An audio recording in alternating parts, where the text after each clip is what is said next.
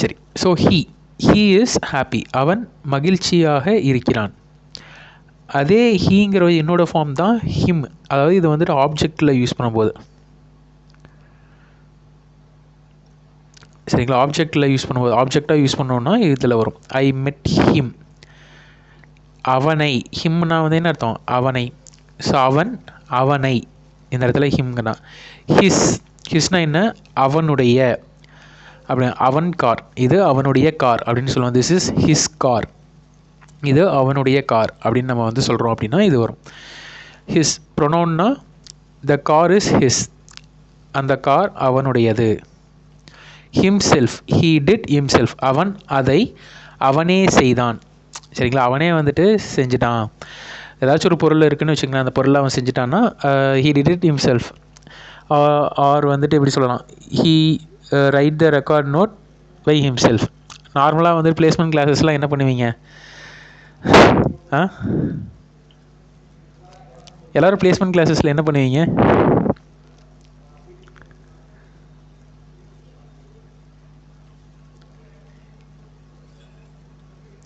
So அவங்களுடைய அசைன்மெண்ட்ஸை உட்காந்து எழுதிட்டு இருப்பீங்க, ஆர் ரெக்கார்ட் நோட்ஸ். ஸோ இதுதான் நார்மலாக வந்துட்டு பிளேஸ்மெண்ட் கிளாஸஸ் இல்லை பண்ணுறது. ஓகே ஸோ ஹீனுடைய டிஃப்ரெண்ட் ஃபார்ம்ஸ் வந்து நம்ம பார்த்துட்டோம். அடுத்ததான் ஷீ. ஸோ ஷீனுடைய டிஃப்ரெண்ட் ஃபார்ம்ஸ் அப்படின்னு பார்க்கும்போது she, here, her, hers, herself. சரிங்களா. So she is a doctor, அவள் ஒரு மருத்துவர். ஐ கால்டு ஹியர், நான் அவளை அழைத்தேன். சரிங்களா. Her, the bag is her bag. இந்த இடத்துல பேக் இஸ் ரிட்டன் சொன்னால் போதும், பட் வந்து பேக் யாருடையது, ஹர், ஹர் பேக். ஹர் அப்படிங்கிறது வந்து பார்த்திங்கன்னா பொசசிவ் ப்ரொனவுன். அவள் பை சிவப்பாக இருந்தது, சிவப்பாக இருந்தது. So hers, the bag is hers, அந்த பை அவளுடையது. Herself, she prepared it herself. சரிங்களா, இது ஓரளவுக்கு உங்களுக்கு புரியும்னு நினைக்கிறேன். நம்ம நெக்ஸ்ட்டு போயிடலாம். Itself. சரிங்களா. ஸோ இட் இஸ் ரைனிங், மழை பெய்கிறது. The dog wagged its tail. So wagged அப்படின்னா என்னென்னா அதை ஆட்டிகிட்டு இருக்கு அப்படிங்கிற மாதிரி. So wagged its tail. Its tail. சரிங்களா. ஸோ டெய்லு யாருடைய டெய்லு, இட்ஸ் டெய்ல் யாருடைய டெய்ல், டாக்னுடைய டெய்லை வந்துட்டு அதை ஆட்டிகிட்டு இருக்கு அப்படிங்கிறது தான். Itself, the cat cleaned itself. So பூனை தன்னைத்தானே சுத்தம் செய்து கொண்டது. சரிங்களா, இதெல்லாமே இட்டினுடைய டிஃப்ரெண்ட் forms. So next one we. So வீனுடைய different forms we, us, our, ours, ourselves. சரிங்களா. ஸோ இதுக்கான எக்ஸாம்பிள்ஸ் வந்து பார்க்கலாம். We are ready. வீனா என்ன அர்த்தம், நாம் தயாராக இருக்கிறோம். ஸோ அடுத்த form us, he called us, அவர் எங்களை, அஸ்னா என்ன அர்த்தம், எங்களை அழைத்தார். ஹீ கால்டு அஸ், அவர் எங்களை அஸ்னா வந்து என்ன அர்த்தம், எங்களை அப்படின்னு அர்த்தம். அவர் அப்படின்னா என்ன அர்த்தம், அவர் ஹவுஸ் இஸ் பிக். அவர் ஹவுஸ்னால் என்ன அர்த்தம், எங்கள் வீடு. சரிங்களா. எங்கள், அவர்னா எங்கள் அப்படின்னு அர்த்தம். Ours, this house is ours, இந்த வீடு எங்களுடையது. அந்த பொசசிவ்னஸை காட்டுது அவர்ஸ் அப்படிங்கிறது. கரெக்டாக. ஸோ பொசசிவ் ப்ரொனவுன்னு நம்ம சொல்லுவோம் அதை. Ourself, we did it ourself. We built house ourself, நாம் நமது நாம் இந்த வீட்டை நாமே கட்டினோம். சரிங்களா, அந்த மாதிரி மீனிங் வரும், கட்டினோம். சரி, நான் எழுதுறதுக்கு டைம் கொடுக்குறேன் தானே, இல்லை வேகமாக போயிட்டே இருக்கா?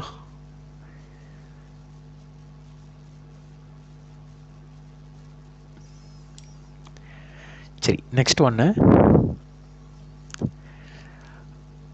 ஸோ அடுத்த ஃபார்ம் வந்து they, them, their, theirs, themselves. So இதெல்லாமே தே அப்படிங்கிறதுனுடைய different forms. So they are playing, அவர்கள் விளையாடுகிறார்கள். சரிங்களா? So they are playing. They அப்படின்னா இந்த இடத்துல என்ன அர்த்தம்? அவர்கள்.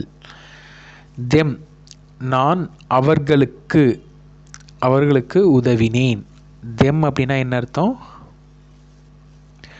அவர்களுக்கு அப்படின்னு அர்த்தம். their school is near. So அதாவது ஸ்கூல் இஸ் நியர்னு சொன்னாவே போதும். இந்த இடத்துல இந்த ஸ்கூலுங்கிறதுக்கு முன்னாடி இது வந்து என்ன பண்ணுது? இதை டிஸ்கிரைப் பண்ணுது. ஸோ தயருங்கிறது. ஸோ இப்போ தயருங்கிறது என்னது? அட்ஜெக்டிவ்.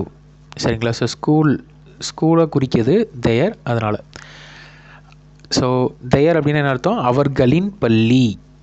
ஸோ பள்ளி வந்துட்டு யாருடையது? அவர்களுடைய பள்ளி. ஸோ இப்போ இந்த இடத்துல அவர்களின் அப்படின்னா அது அந்த இடத்துல என்ன? அட்ஜெக்டிவ். ஸோ பொசசிவ் அட்ஜெக்டிவ் அப்படின்னு சொல்லுவோம். ஸோ தயர்ஸுங்கிறது possessive pronoun. The school is theirs. So theirs அப்படின்னா என்ன அர்த்தம்? அவர்களுடையது அப்படிங்கிறத மீன் பண்ணும். So themself, they finished it themselves, அவர்கள் அதை அவர்களே முடித்தார்கள்.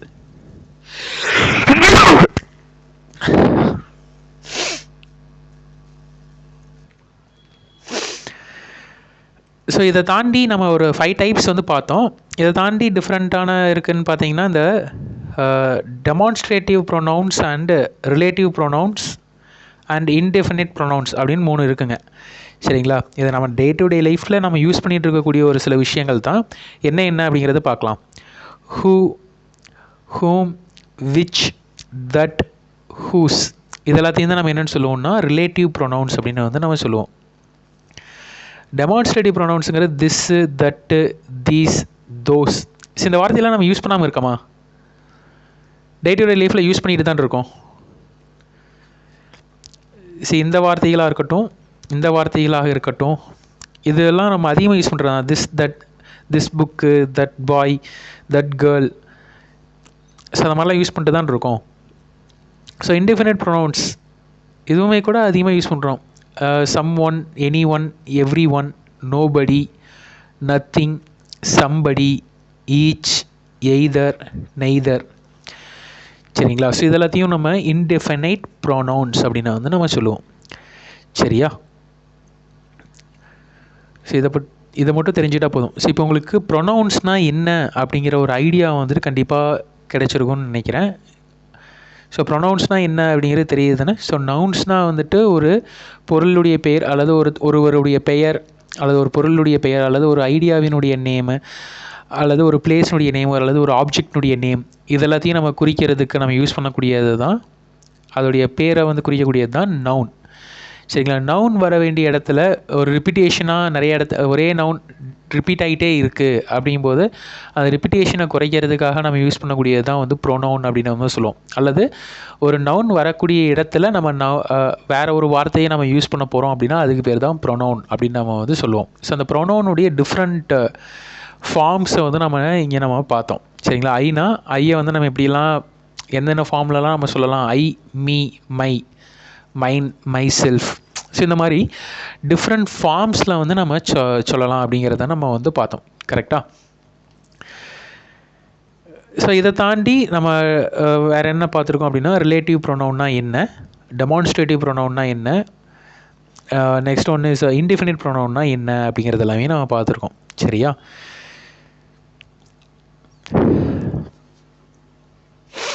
So demonstrative pronoun this is my book, that is my book அப்படின்னு கூட சொல்லலாம். அது என்னுடைய புக். திஸ்னா இது என்னுடைய புக். தட்னா அங்கே இருக்குது. தட் இஸ் மை புக்னா அது என்னுடைய book. These are my friends, இவங்க எல்லாருமே என்னுடைய ஃப்ரெண்ட்ஸ். தோஸ் ஆர் மேங்கோஸ், அது எல்லாமே மேங்கோஸ். சரிங்களா? So relative pronouns who, whom, which, that, whose. So இதெல்லாமே ரிலேட்டிவ் ப்ரொனவுன்ஸ்னு சொல்லுவாங்க. இது ஏன் ரிலேட்டிவ் ப்ரொனவுன்ஸ்னு சொல்கிறாங்கன்னா த பாய் இந்த இடத்துல இந்த ஹூ அப்படிங்கிறது யாரை குறிக்குது? யாரை ரிலேட் பண்ணுது? இந்த பாயை தான் ரிலேட் பண்ணுது. சரிங்களா? The boy who is playing is my brother. Boy is my brother அப்படின்னு வந்து சொன்னாவே போதும். ஆனால் வந்துட்டு நம்ம என்ன சொல்கிறோம், அங்கே விளையாண்டுருக்கக்கூடிய அந்த பையன் வந்துட்டு யாருன்னா என்னுடைய பிரதர் அப்படின்னு நம்ம சொல்கிறோம். அங்கே விளையாண்டுருக்கக்கூடிய பையன் யாருன்னா அப்படின்னு சொல்லுதில்ல, அதுதான் அந்த ஹூ. ஸோ ஹூ அப்படிங்கிறதா யார். சரி, யாருன்னு பார்த்தீங்கன்னா அவன் தான் என்னுடைய brother. The boy who is playing. இந்த இடத்துல இது என்ன பண்ணுது, ரிலேட் பண்ணுதா, அந்த பாயை கொண்டு போயிட்டு ரிலேட் பண்ணுது. ஸோ பாயை என்னுடைய பிரதர்னு ரிலேட் பண்ணி சொல்லுது. கரெக்டாக? அதனால தான் இதை ரிலேட்டிவ் ப்ரொனவுன் அப்படின்னு நம்ம வந்து சொல்கிறோம். The book. ஸோ இந்த இடத்துல புக்கு தான் subject. The book is interesting அப்படின்னு சொன்னாவே போதும். த புக் விச் ஐ பாட். நான் வாங்கின புக்கு இருக்குல்ல, அந்த புக்கு வந்துட்டு இன்ட்ரெஸ்டிங்காக இருக்குது அப்படிங்கிறத வந்து இந்த இடத்துல சொல்லுது. த மேன் ஹூம் யூ மெட் இஸ் எ டாக்டர். ஸோ அந்த மேன் வந்துட்டு த மேன் இஸ் எ டாக்டர்னு சொல்லலாம். நீ பார்த்து பேசினல்ல, அவர் வந்துட்டு அந்த மனிதன் ஒரு டாக்டர் அப்படின்னு வந்துட்டு நம்ம இந்த இடத்துல சொல்கிறோம். சரியா? So someone, anyone, இதெல்லாமே இன்டெஃபினைட் ப்ரொனவுன்ஸ். இன்டெஃபினைட் ப்ரொனவுன்ஸுங்கும்போது இந்த வார்த்தைகள் எல்லாமே வருது அப்படின்னா இதுக்கு அடுத்ததாக வரக்கூடிய வேர்ப் சிங்குலர் வேர்பாக இருக்கும். சரிங்களா? So everyone is, someone is. நம்ம இன்னும் வேர்ப்ஸ் வந்து பார்க்கல. ஸோ ஜஸ்ட் இதை மட்டும் தெரிஞ்சுக்கங்க. நம்ம வேர்ப்ஸ் பார்க்கும்போது இன்னும் டீட்டெயிலாக உங்களுக்கு புரியும். அதாவது இது வந்து பார்த்திங்கன்னா நம்ம ஓரளவுக்கு ஒரு பாதி போர்ஷன் நம்ம இங்கிலீஷ் முடியும் போது தான் நம்ம ஃபஸ்ட்டு கிளாஸில் நடத்தினது எல்லாமே வந்து பார்த்திங்கன்னா ஓரளவுக்கு புரிய ஆரம்பிக்கும். இப்போதைக்கு வந்து பார்த்திங்கன்னா ஜஸ்ட் அது நாட் செட்டில் டவுனாக ஆகாமல் தான் இருக்கும்.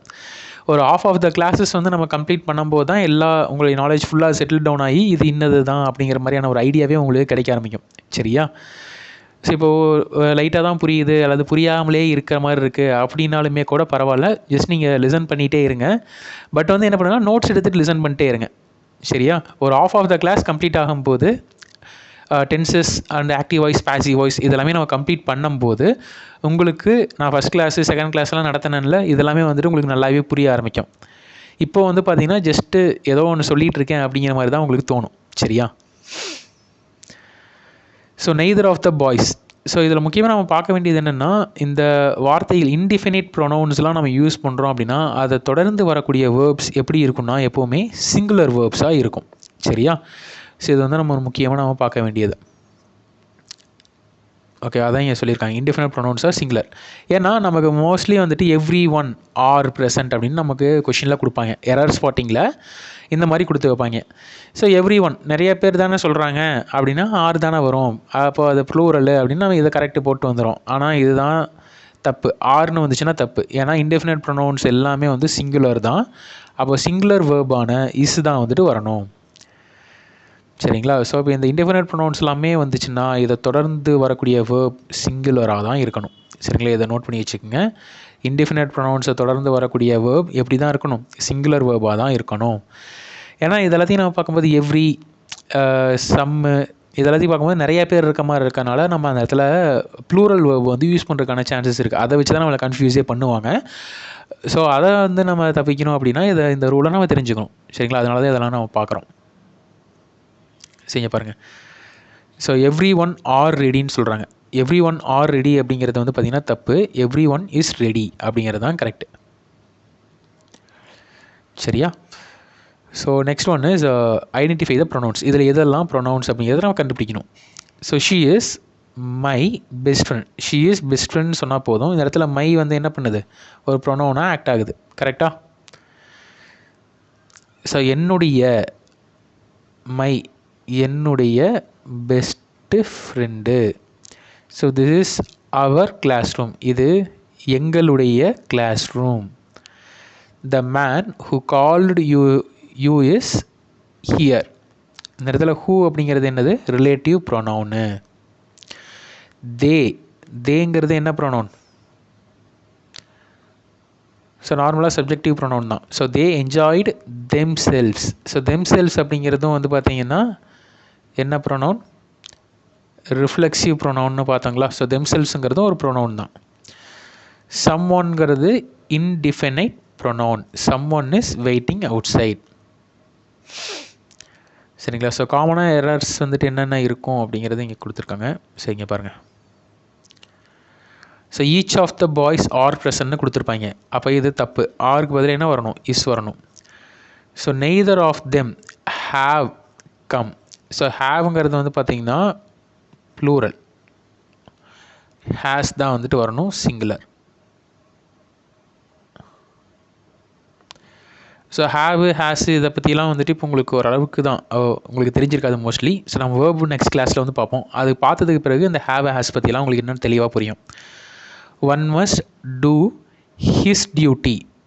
சரிங்களா. ஒன்று வருது அப்படின்னா அது ஒன்ஸ் டியூட்டின்னு தான் நம்ம போடணும், ஹிஸ் டியூட்டி போடக்கூடாது. ஏன்னா இந்த ஹிஸ்ஸுங்கிறது யாருடைய ஃபார்ம்? ஹீவனுடைய possessive form. So he, him, ஹிஸ்ன்னு தானே பார்த்தோம். So he must do his duty அப்படின்னு வந்துச்சுன்னா கரெக்ட். இதில் ஒன் வந்திருக்குன்னா ஒன்ஸ் டியூட்டி தான் வரணும். ஏன்னா ஹீனுடைய பொசசிவ் ஃபார்ம் தான் ஹிஸ். ஸோ இந்த இடத்துல ஒன்னுக்கு பொசசிவ் ஃபார்மாக இது யூஸ் பண்ணியிருக்காங்க, அது தப்பு.